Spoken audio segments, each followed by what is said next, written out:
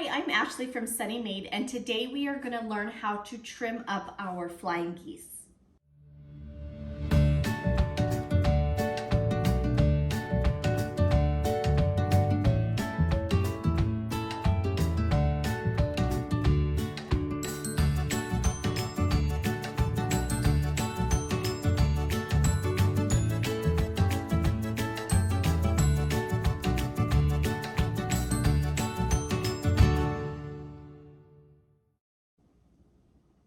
Welcome back. We are on tip week of our beginner skill builder sampler quilt. If you're just joining us, welcome. We are putting together a sampler quilt, and we're learning how to do different techniques along the way. We're on month 2, so go check out my playlist because I have it all ready if you want to follow along. First week we learned how to make our 4-patch. Second week I taught you how to make our no-waste flying geese. And this week we are going to learn how to trim them. We have 4 of these, and I'm going to get you up close and show you how to trim them up. All right, let's get started.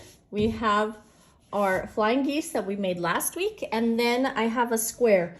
We need to trim these to 6.5 by 3.5 inches. You need a square or a ruler that's at least that big. You can use, this one is a 8.5 by 8.5, and preferably you need one that has that diagonal line on it.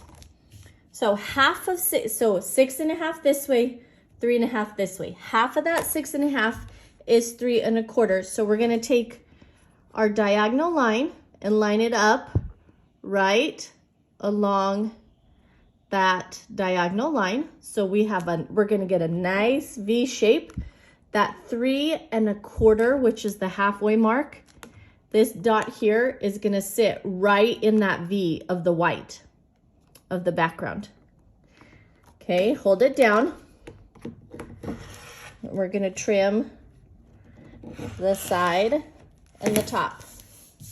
If you flip it around, this one, you just need to trim it to size. So we're gonna put it at 6.5 by 3.5. Line that up along the white and the side here.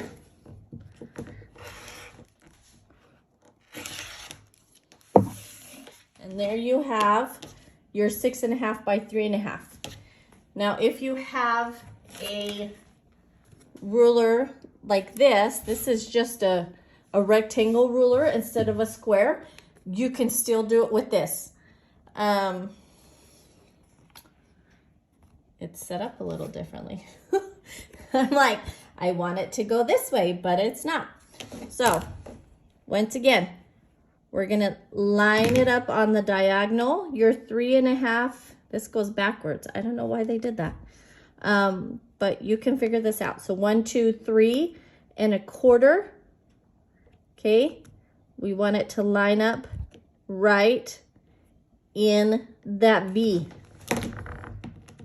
Trim the side and the top.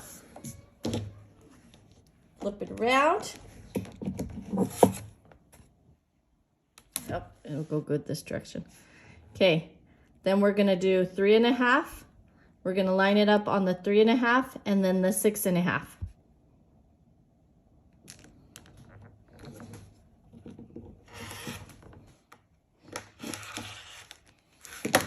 Now, one thing you should notice, this one is a little better.